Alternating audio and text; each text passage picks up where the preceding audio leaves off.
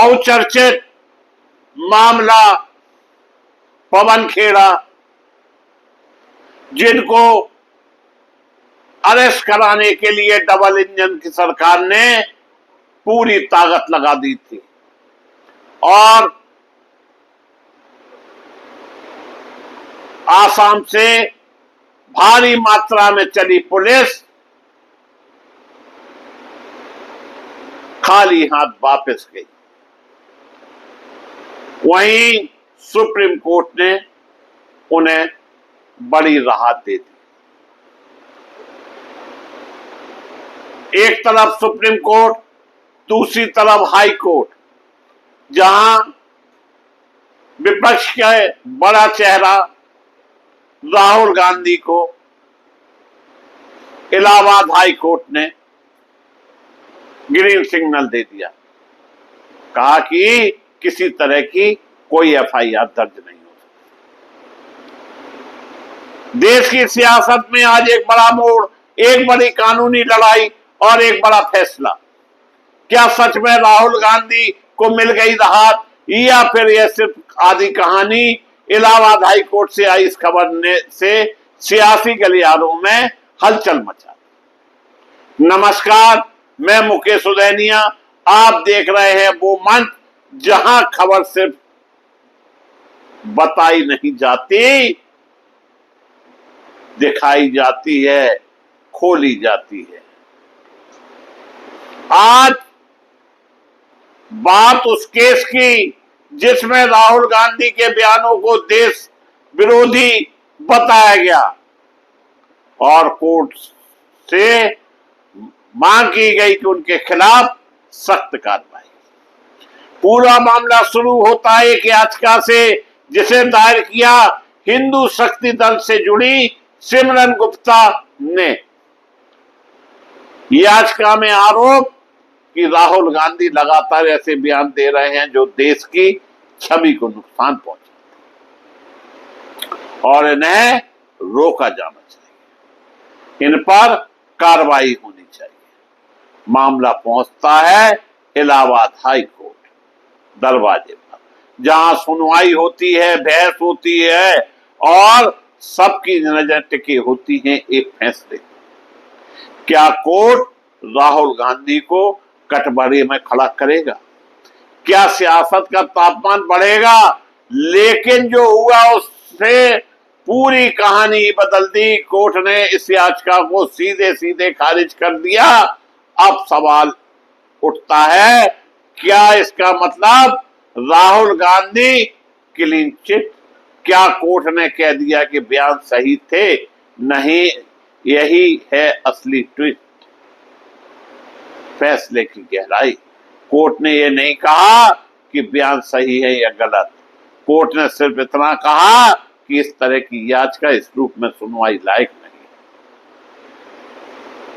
जिस तरह से भारतीय जनता पार्टी या इनसे जुड़े हुए दल हर मामले में टांग अड़ाते हैं, उसका खामियाजा अब कोर्ट भी समझ गया कि इनकी तो आती है फटे में टांग अड़ाने की। जहां भी भारतीय जनता पार्टी के कार्यकर्ताओं को, इनकी टीम को मौका मिलता है, ये राहुल गांधी को लपेटने से चूकते नहीं। और दिल्ली में बैठी सत्ता और अन्य राज्यों में बैठे इनके इंजन, जो कि इंजनों के बीच में राहुल गांधी को फंसाकर पीसना चाहते हैं, लेकिन कोर्ट ने भी इन इंजनों की अब हवा निकालना प्रारंभ कर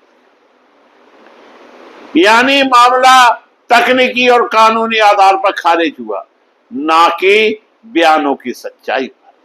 इस पूरे मामले को देखा न्यायमूर्ति विक्रम की बेंच ने और साफ कर दिया कि हर राजनीतिक बयान कोर्ट के दायरे में नहीं लाया जा सकता है।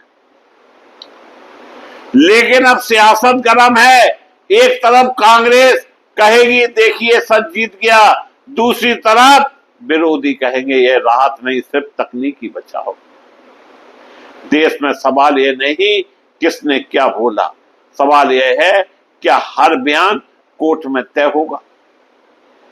यह जनता के बीच बड़ी तस्वीर, यह मामला सिर्फ राहुल गांधी का नहीं दोस्तों, यह मामला फ्री स्पीच बनाम देशभक्ति की परिभाषा का है। क्या नेता जो चाहे वो बोल सकता है या हर शब्द को कानूनी सीमा होनी चाहिए। आज कोर्ट ने याचिका खारिज कर दी लेकिन बहस खत्म नहीं हुई। सवाल अब भी जिंदा, देश विरोधी क्या है और तय कौन करे। फैसला कोर्ट ने दे दिया लेकिन अंतिम फैसला अब भी जनता की अदालत में हो। दोस्तों आप देख रहे होंगे देश के 5 राज्यों में चुनाव हुए, किस तरह की भाषा का इस्तेमाल किया गया, क्यों किया गया और सत्ता पाने के लिए एड़ी से लेकर चोटी का जोर लगा दिया ताकि एन कैन प्रकरण ने सत्ता मिल सके। लाखों की संख्या में अर्धसैनिक बल लगा दिए। कभी राहुल के लिए आलू डालो सोना निकलेगा, कभी किसी बयान को लेकर, कभी पप्पू को लेकर, कभी मामा के घर से लाए हो। इन सब बयानों का क्या कोई महत्व नहीं? और वो कहें तो ठीक, अगर राहुल कहें तो देशद्रोही। जबकि आप एक दशक पहले की राजनीति देख लीजिए कि लोग विपक्ष और पक्ष दोनों को सुनते थे और देश की जनता निष्पक्ष होकर चुनाव में अपना वोट देती थी। यह थी राजनीति। आज इतना कड़वा बोला जा रहा है जो कि देश की जनता पचा नहीं पा रही। और कहा जाए तो गलत नहीं कि देश में अघोषित रूप से इमरजेंसी लगी हुई है। हमारे देश के प्रधानमंत्री जो अमेरिका के राष्ट्रपति पर चुप्पी साध लेते हैं और देश के अंदर छोटी छोटी बातों पर तमाशा करते हैं। यह है हमारे देश की राजनीति। देश तभी सुधर सकता है जब निष्पक्ष चुनाव के लिए हर पार्टी को निष्पक्ष होना हो।